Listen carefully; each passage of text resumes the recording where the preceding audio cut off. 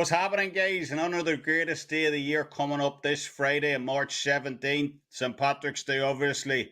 We're offering up a huge discount over at Wager Talk right now to get my 30-day all-access pass for only $5.90 per day. That's every play across every sport, including all 5% top plays as well. So use code LUCKY, L-U-C-K-Y, LUCKY at checkout to take advantage of that special offer, which knocks a massive $122 off the regular price. So happy St. Patrick's Day to everyone out there. Make sure and stock up on the Guinness and Jameson ahead of Friday. And until next time, as always, Slán Abhaile.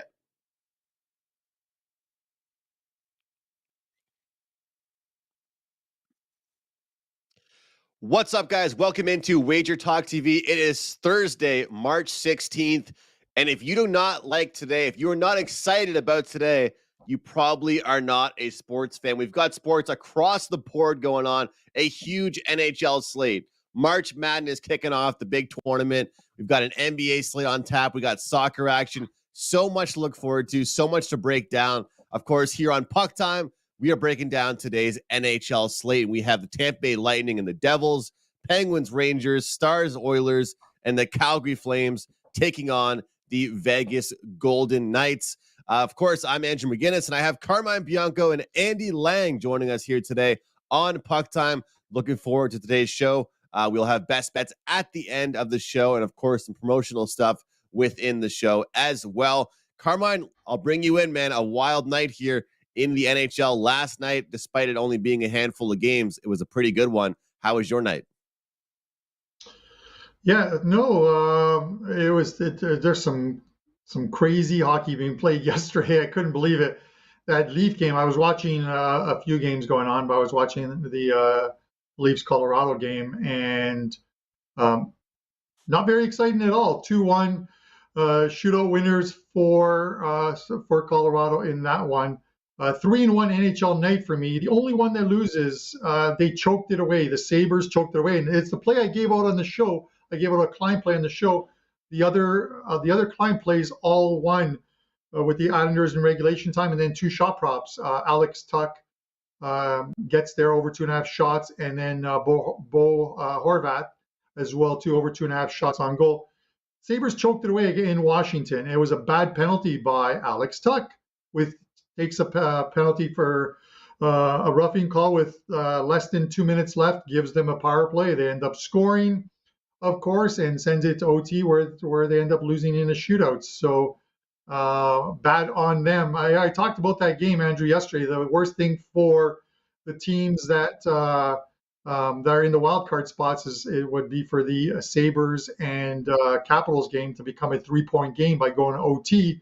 Yeah. And both teams picking up points, and that's exactly what happened. I kind of wish the Sabres wouldn't have blown that lead, and my clients would have gone 4-0. We would have won our show play as well, too, and everyone would be happy. But with that said, a monster slate of games today.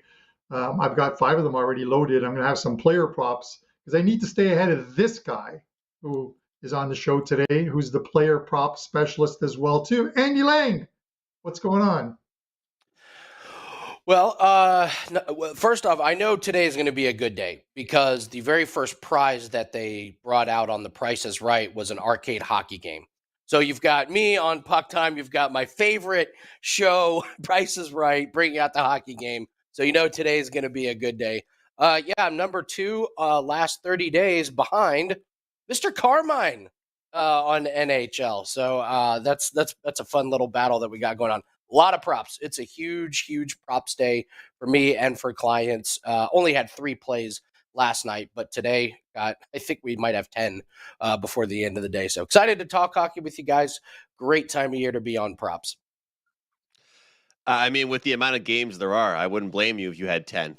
There's a lot of games and lots of bettable, props to look at here. And Andy, I just got to say, I've never said it to you before, but keep doing you with those Price is Right tweets. They amuse me. I like them. And whenever I see your tweets, it actually brings back memories of me and my grandfather, who's passed now. But that was the show we watched all the time together. And You always make me laugh with that. So I can never tell if you're just like being funny about it or you're like really into the show. But either way, I love it. I love The Price is Right. It's a good. Do you miss an episode? Is that like your show every day? Yeah, it's on at 11 o'clock every morning, so I get to have you guys on. It's college week on Price is Right, so it's all college students. They're giving away like tuition money and prizes and stuff. So yes, I try not to miss an episode.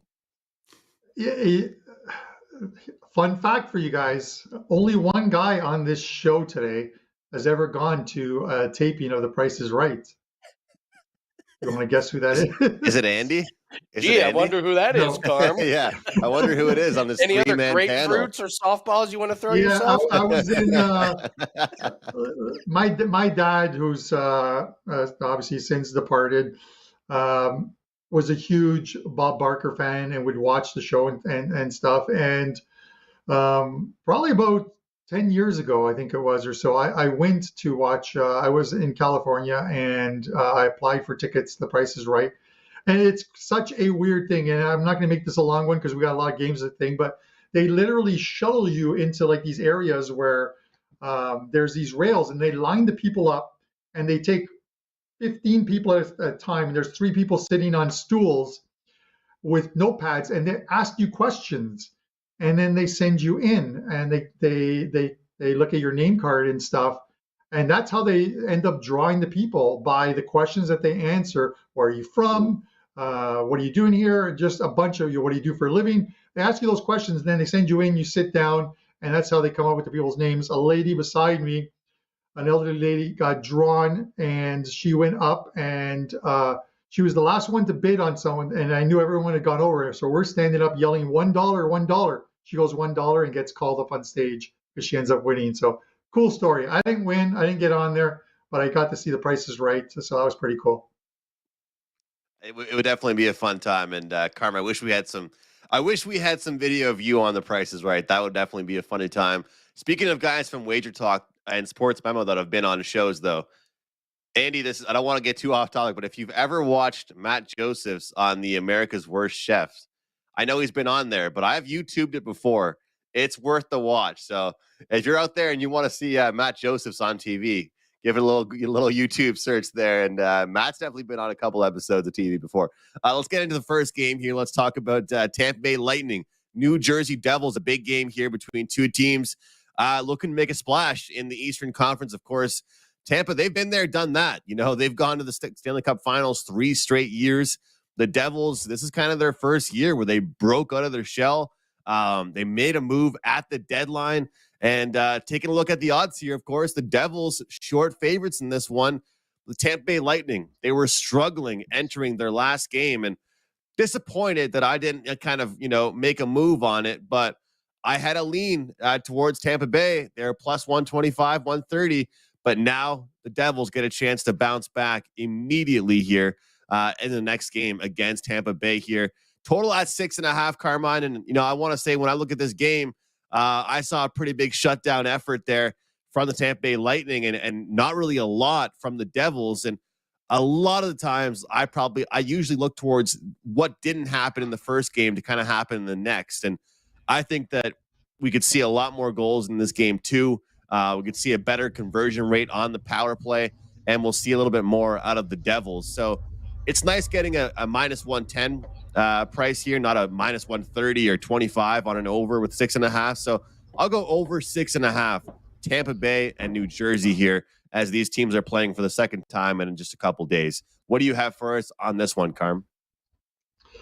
Yeah, Andrew, when we talked about this game, they're playing obviously a couple games over 3 nights, both in New Jersey. And I talked about likely what I would do is look at who won that first game and take the team that lost in the first game in the second game. And it's probably an ideal situation here because I would rather that Devils lost that first game and I take them here not to lose 2 in a row to Tampa Bay at home, as opposed to New Jersey winning that first one and then you're looking to fade them at home after they just beat Tampa. Stamkos is likely out.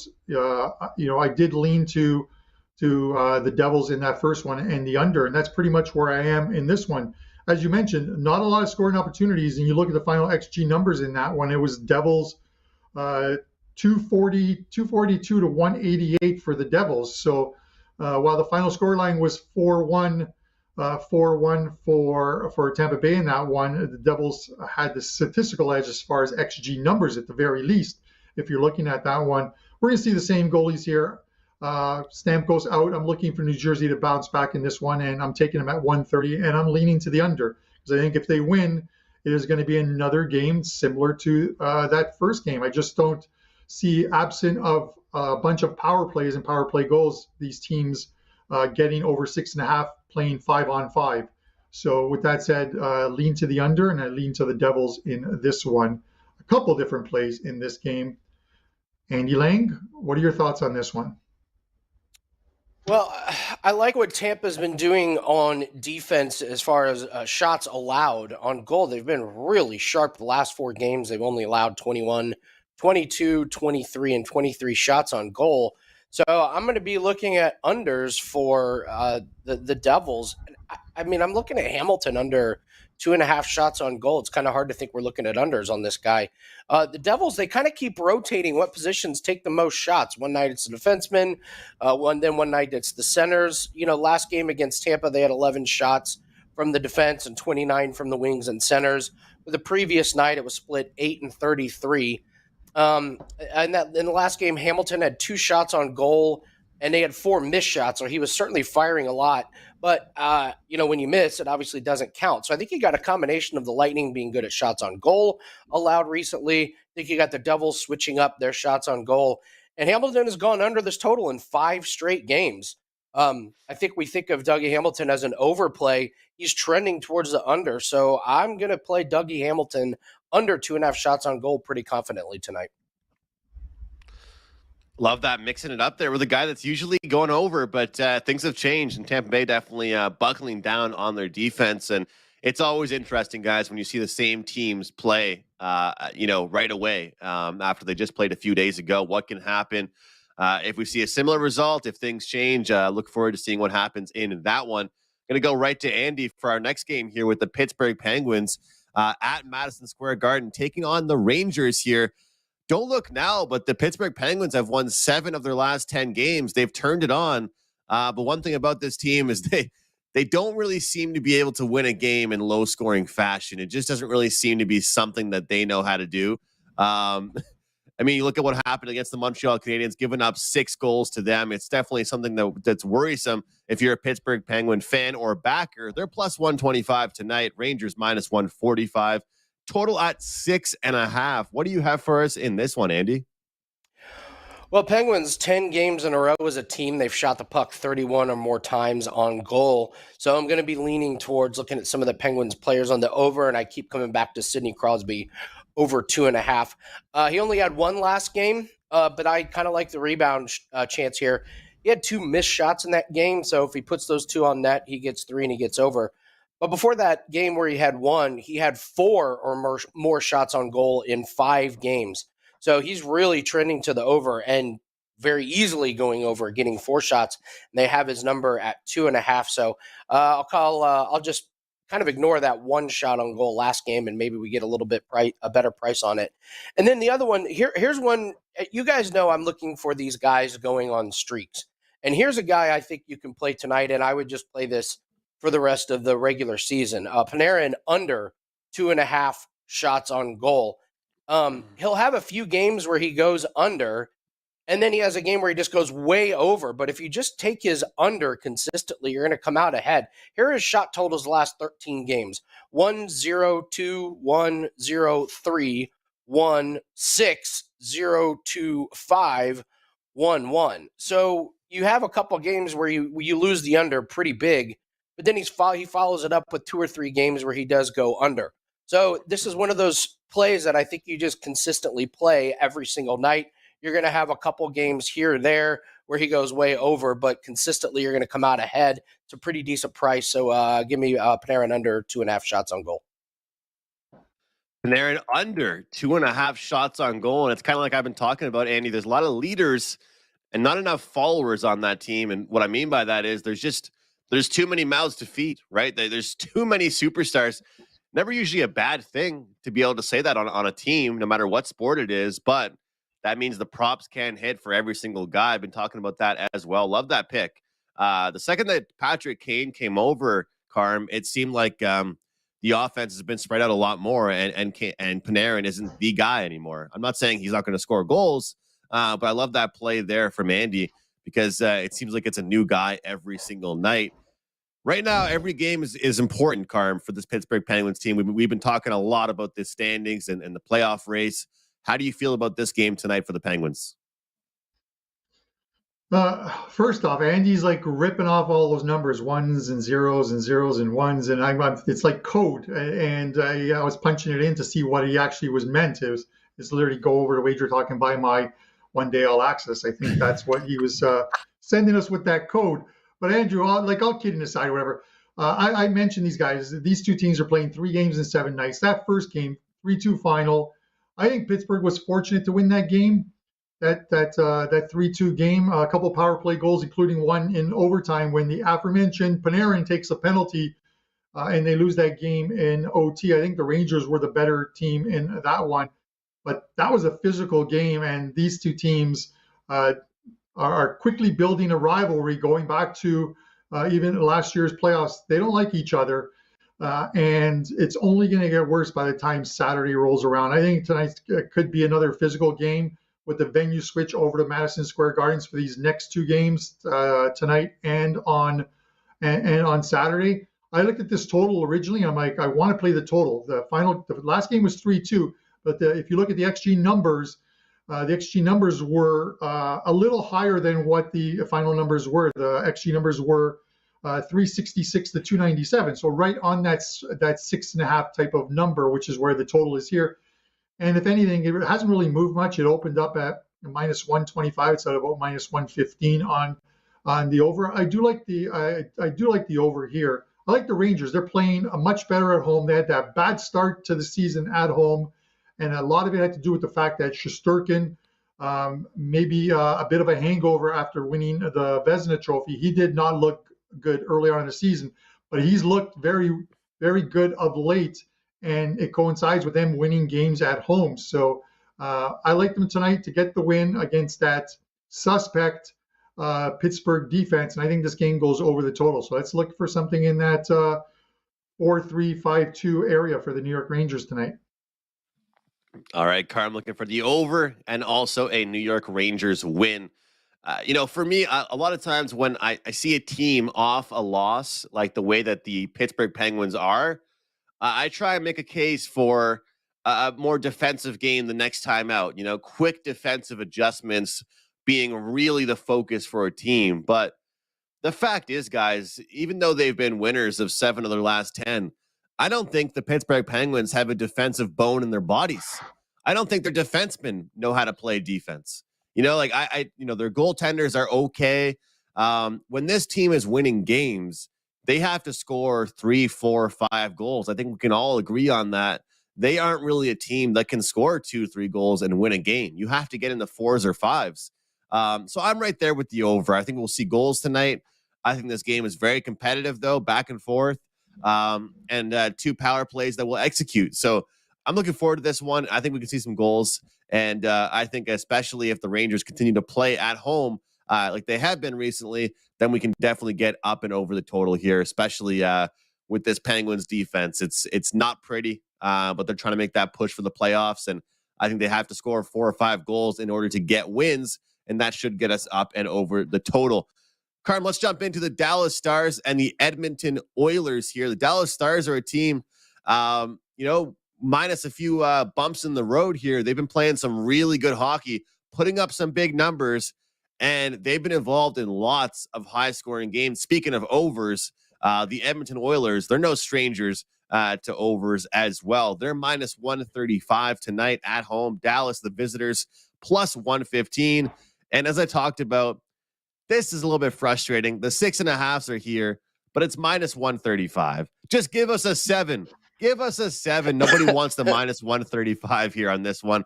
I know the 7s have not really been a great bet for some reason. They always push or lose. But I don't know about you, Carm. I hate when I see a 6.5 with the juice like this at -135. What do you have for us in this one? Are you expecting goals?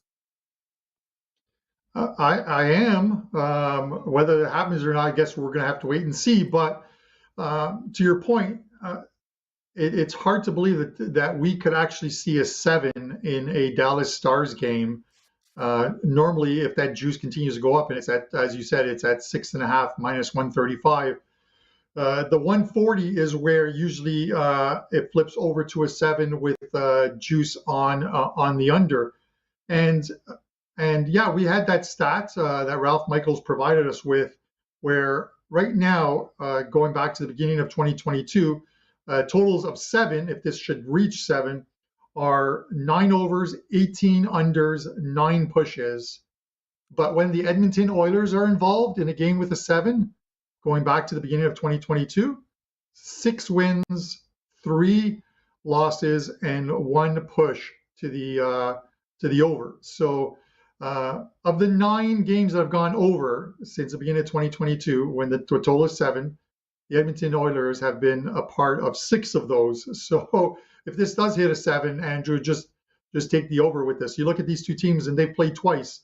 The visitor winning both times, 6-2. Dallas wins here. Edmonton flips the script when they go to Dallas and beat Dallas 6-3 there. And Dallas hasn't played any low-scoring games on this road trip. They started off with a 10-4 win in Buffalo, 4-3 and 5-2 against the Seattle Kraken, and then they lose to Vancouver 5-2.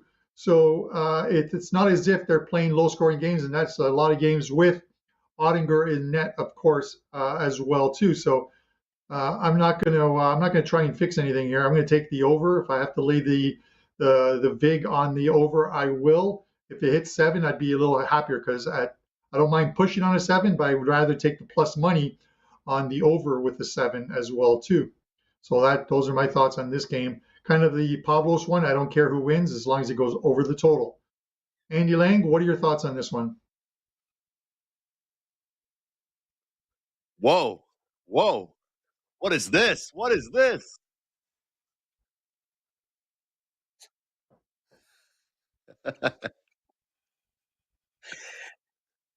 It's your favorite segment, Carm.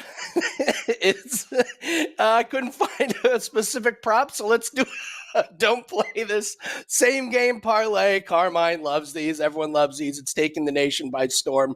Let's do a same game parlay that I recommend not playing. We'll start with each team to score over 1.5 goals. This is on DraftKings. Click on the same game parlay box, and you'll find the alt line. So I'm going to take each team to score over 1.5 goals. This is hit in 16 straight Oilers games and 11 straight Stars games. I'm also going to take the Oilers on the alternate puck line plus 2.5. This is 13-1 in the last Oilers games. And I'm going to take over half a goal in the first period. There has been a goal in 9 out of 10 Dallas Stars games, and there has been a goal in the first period in the last 32 games for the Edmonton Oilers. So that comes down to each team to score over 1.5 goals. The Oilers plus 2.5 and over half a goal in the first period. It's minus 150. There is your don't play this same game parlay. And remember, Andy said if it loses, he told you no, don't play it. But if it wins, don't play this.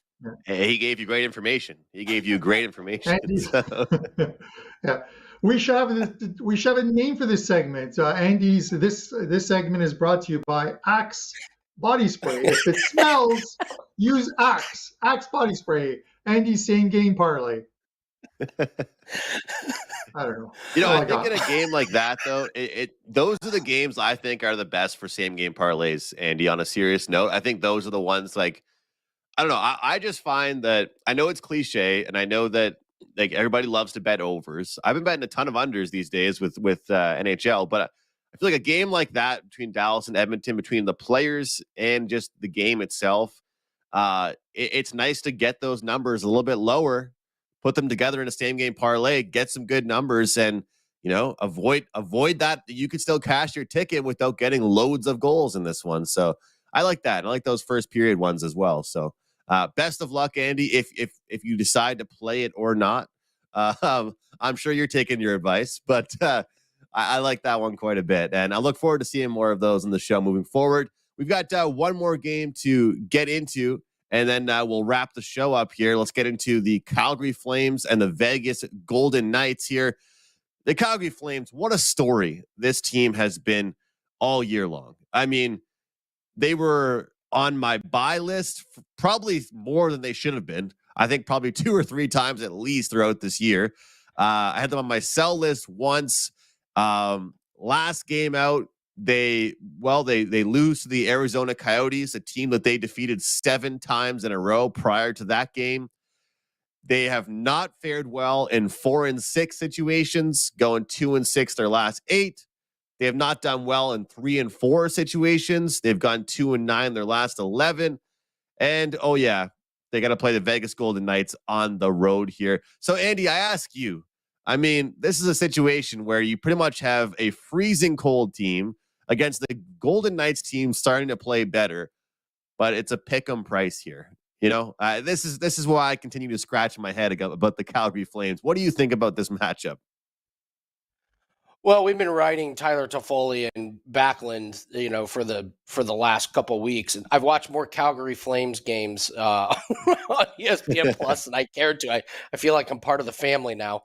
I got to tell you, this is going to shock a lot of people. I'm off of Tyler Toffoli and Backlund on the overs. These are no longer must-play shots on goal. Toffoli has gone under in 4 out of 7 games. All good things must come to an end, and I think we got enough out of this run on Toffoli. He went 18-1 to the overs. That is not sustainable, and we cashed so many units and so many bets that I think regression is here. And I'm just going to be done with Toffoli and be appreciative of the streak that he went on. I just don't think mathematically it makes sense to continue with this. And Backlund just went under in 3 out of 5 games. Before that, he went 12 straight games with getting 3 or more shots. I think the same thing is here. I think it's regression coming. These streaks eventually come to an end, and I would rather get out before the losing streak goes any further. So I think if anything, moving forward, I think you're betting these 2 guys under. My best advice with these is if you've been cashing on these guys for the last couple of weeks, take your winnings and run, enjoy the profits. I think one thing that I've really enjoyed over the last couple of weeks is finding these guys that the books have at 1.5 shots on goal. And I'm looking at William Karlsson tonight, 1.5 shots on goal. He's gone over 4 games in a row, and this player is 21-8 in his last 29 games. I really like these guys at that 1.5. If you get a shot in the first period, you got 2 periods left for him to get one more. JT Compher has been pretty decent over the last couple weeks as another guy at 1.5. I tread a little bit carefully in this game because Calgary is one of these teams that only will allow 20 shots on goal, except 4 of them go in. And so the unders keep hitting for the shots on goal, except they're losing games like 4-3 or something. So I can't recommend anything very strong in this game, but if you're going to play something moving forward, I'd look at the Knights and William Karlsson over 1.5 shots on goal. I like those 1.5s. Sometimes they're a little bit juicier, but I have been playing those 1.5s. Carm, before Andy said that, I found a stat that I wanted to bring up, but I was just looking for it here. The Flames set an NHL single-season record in their last game, recording 19 losses when outshooting their opponent by 10 or more. That's insane. Like, are they just not good? Do they just not have talent they can score? Because like Andy said, they give up like 17 shots a game. They just also give up 4 goals a game. What do you think here, Carmine? I feel like the books are begging us to take Vegas in this one. They might be. The action thus far. The action's been on since the opener. The market's been on Calgary, maybe for a couple different reasons. You look at it, and this is Vegas's first game home off a 5-game East Coast trip, and it was a very good trip for them, where they went 4-1 on that trip. But this Calgary team seems to, at least while they've split the games this year, Calgary's been the better team in both games. They win at home. They choked one away in Vegas. If you remember that game, they lose 4-3 in OT. They had one shot on goal in the third period of that game against Vegas with a 3-1 lead. and give it up in the third period. It just reminds you of the Wayne Gretzky quote, you miss 100% of the shots you don't take. Well, they didn't take any shots in that third period. They had one and completely choked that game away. But they play well against Vegas for some reason, and it's one of the reasons why I think that, and the fact that Vegas is back off a long road trip, that Calgary is the price they're at. Yes, they lost that game in Arizona last time out, but we talked about it the other day. Mullet Arena is claiming a lot of scalps this season. Arizona is playing extremely well at home, and so I'm going to draw a line through that, and maybe Calgary learns something off of that loss to Vegas last time and wins this one here. I'm leaning the Flames here, minus 110. I may hate myself in the morning for it, but I do like Calgary in this one. Well, Carmine, I think you should always love yourself. I think we love you. I don't want you to say that. But I think you can cash a ticket with this game here. I like the over 1.5 goals in the first period. I have noticed for some reason, even though the Flames aren't always in the most exciting games and high-scoring games, their first periods always seem to be interesting. They seem to be actually a dangerous offensive team early in games. They're also giving up goals early in games, but it almost seems like as the game goes on, which is the complete opposite as most teams, they get worse. So I'll stick with the first period over 1.5. And, if you even sprinkle on both teams to score in the first period at a great plus price there. But over 1.5 goals in the first period at 1.5 at a really good price there. Minus 140 is my play here on this game. Like I said at the start of the show, guys, it is a huge time to be a sports fan. There's so much going on in the world of sports. We've got the NHL playoffs approaching, all kinds of bet on situations every single night, a jam-packed slate tonight. Carmine's got action. Andy has action. I've got action. But of course, there's the March Madness tournament going on. I'm sure everybody's excited, has their brackets filled out. We have a March Madness special going on right now at wagertalk.com. You guys can take advantage of. Find your favorite handicapper, select them, go to their profile page, and you'll get all of their selections for the entire tournament. We also have 3-day, 7-day, 30-day passes, you name it. So, Andy, I ask you, I know you have some UFC and all kinds of stuff going on. What's on tap for you this week at Wager Talk? Yeah, I got a UFC 5% play that is up. Also got our special. You can still get our NBA and NHL prop special through the rest of the regular season and throughout the playoffs for $149. You can grab that up. And then we're plus 89 units in women's college basketball. And these lines are up. We have 2 4% plays that are up for Friday. They've been up for a while, and nobody's gotten it. Everyone's getting the men's plays, even though we're number one in college basketball, up 90 units. So if you guys like money, go grab those plays. I encourage you. Those plays are for games tomorrow. Best bet, let's do I'm always looking for these guys that I can predict if they're going to go on a winning streak here on shots on goal. And I'm going to look at Patrice Bergeron over 3.5 shots on goal. So it's that time of year, try and find these guys and get ahead of the streak. So I've isolated him. In February, he was 2-8 to the under on 3.5 shots on goal. He had 5 games with 2 shots or less, but he's starting to pick it up. He's had 3 or more shots in every game in March. He's 4-2 to the over on 3.5 shots on goal. This play is plus money. So I think we're going to get big-time value on him moving forward towards the end of the regular season. This is a play I'm going to play tonight and for the next few games. I'm hoping to see him go on a streak to the over. It's my best bet tonight, and I'm going to be playing it for the next few games, hoping to catch Patrice Bergeron over a shots-on-goal streak.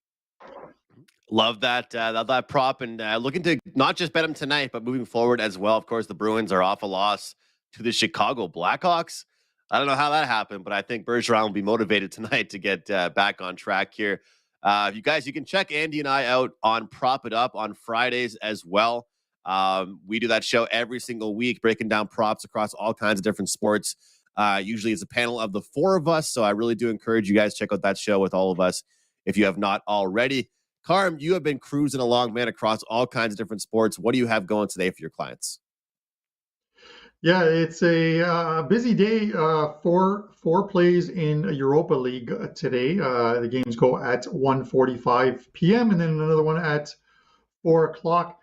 Right now, 5 plays in the NHL. It's a big card, and it's only going to get bigger because I have some player props I'm going to be loading as well too. So I could end up with about 6, 7, 8 plays on tonight's card, which is crazy. But it's such a good-looking NHL card.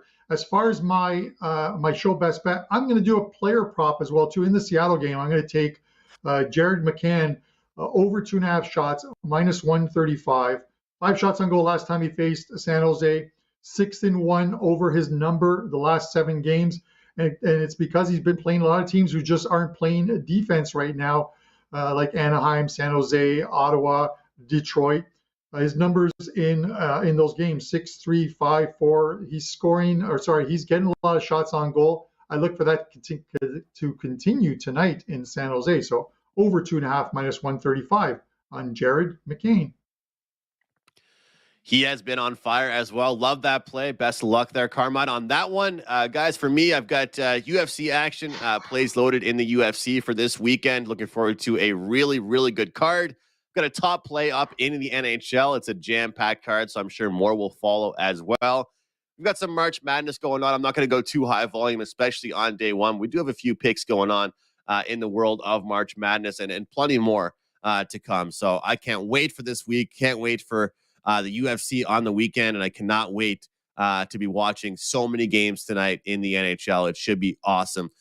For my best bet, guys, I'm going to go a little bit contrarian here. I'm going to go under 7 Montreal Canadiens, Florida Panthers here. Look, we have seen the Montreal Canadiens continue to surprise us as bettors, the viewers, myself as a fan of the team. And in certain spots, they just put up goals. They show up like they did in their previous game against the Pittsburgh Penguins. But they just had another guy have season-ending surgery, and the injuries just continue to add up. I don't think their scoring is going to be able to continue. I think they can shut down Florida. Their defense is a little bit healthy at least. And I look at Florida, and the way that they're going to be successful moving forwards is trying to play a more low-event, low-scoring, tight-checking hockey game. And of course, we're going to see a 6.5 or a 7 in a game involving these two teams. But today, I expect a lower scoring game involving these two clubs. And I think we'll see a low scoring, maybe 3-1, 3-2 victory for the Florida Panthers. So give me the under 7, Florida and Montreal. Great show, guys. All kinds of information. Again, you can find all 3 of us at wagertalk.com. We appreciate all the viewers, all the live comments and questions. Quick recap here of the best bets. I have the Panthers, Habs, under 7. Carmine with Jared McCann, over 2.5 shots on goal. Andy Lang, Patrice Bergeron from the Bruins, over 3.5 shots on goal. On behalf of Carmine and Andy, I am Andrew. We'll see you guys next time here on Puck Time. What's happening, guys? And another greatest day of the year coming up this Friday, March 17th, St. Patrick's Day, obviously. We're offering up a huge discount over at Wager Talk right now to get my 30-day all-access pass for only $5.90 per day. That's every play across every sport, including all 5% top plays as well. So use code LUCKY, L-U-C-K-Y, LUCKY at checkout to take advantage of that special offer, which knocks a massive $122 off the regular price. So happy St. Patrick's Day to everyone out there. Make sure and stock up on the Guinness and Jameson ahead of Friday. And until next time, as always, Slán a bhaile.